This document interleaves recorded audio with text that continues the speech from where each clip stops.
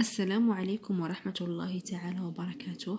مرحبا بكم في درس جديد من سلسلة دروس والتقوية في اللغة الفرنسية. اليوم سأقدم لكم في هذا الفيديو le verbe être و le verbe avoir، كيفية تصريفهم في البريزون و l'imparfait. le verbe avoir يعني فعل الملكية، و le verbe être كيعني فعل الوصف. في البريزون عندنا اول حاجه خصنا نعرفوها هي شنو كتعني je tu il elle nous vous il elle. هادو ce sont des pronoms personnels. هاد les pronoms personnels كيستعملوا في كاع لي فيرب اللي كنبغيو نصرفوهم. اول حاجه غادي نبداو بلو فيرب avoir. au présent عندنا j'ai، tu as، il a، elle a. عندنا je ou tu ou il ou elle كيكونوا singulier، وعندنا nous vous il elle pluriel. j'ai، tu as، il a، elle a، il. هاد il كنستعملوها للذكر، وهاد elle كنستعملوها للأنثى. nous avons، vous avez، ils ont، elles ont.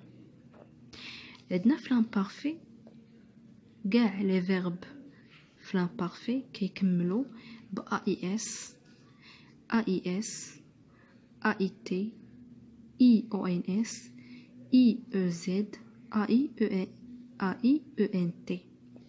في بلاصة جي اللي كنا استعملناها في لو بريزون غادي نوليو نستعملو في l'imparfait j'avais، tu avais، il avait، elle avait، nous avions، vous aviez، ils avaient، elles avaient.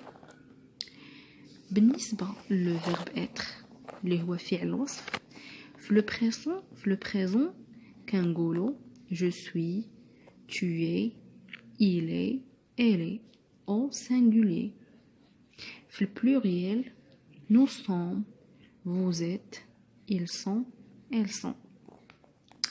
وبالنسبة للimparfait قلنا ديما كنستعملو AIS، AIS، AIT، AIT، IONS، IEZ، AIENT.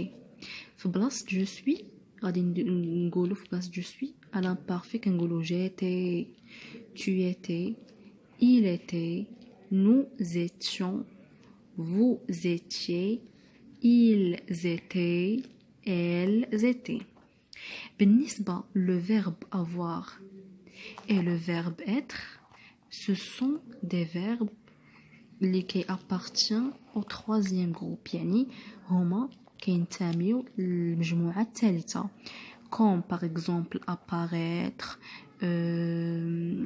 apparaître، mentir، grandir. يعني هادو كاملين au troisième groupe اللي خصكم تعرفوا واللي تعقلوا عليه. في l'imparfait مي كيكون عندنا جو كنديرو في التالي ديال لو فيرب AIS.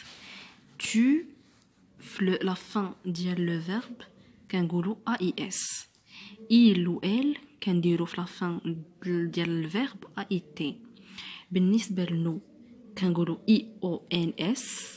بالنسبه لفو كنقولوا IEZ. بالنسبه لال و il كنقولوا AIENT. عندنا واحد ليكزامبل هنايا je suis à l'école. هنايا لو فيرب être راه مصرف au présent، بصح هنايا كنلاحظوا بلي ان بلاصه je suis درنا j'étais à l'école، يعني رومبلاسينا je suis بجيتي. الفرق اللي بين هاد لي دو فراز هنايا كيقولك je suis à l'école يعني راني في المدرسه، هنايا j'étais à l'école كنت يعني كنت في المدرسه. إلى هنا سنكون قد وصلنا إلى نهاية الفيديو. لا تنسوا الاشتراك في القناة والضغط على الجرس ليصلكم كل جديد. إلى الفيديو القادم إن شاء الله. في الفيديو القادم إن شاء الله غادي ندير لكم نصرف لكم le verbe avoir et le verbe être في le passé composé.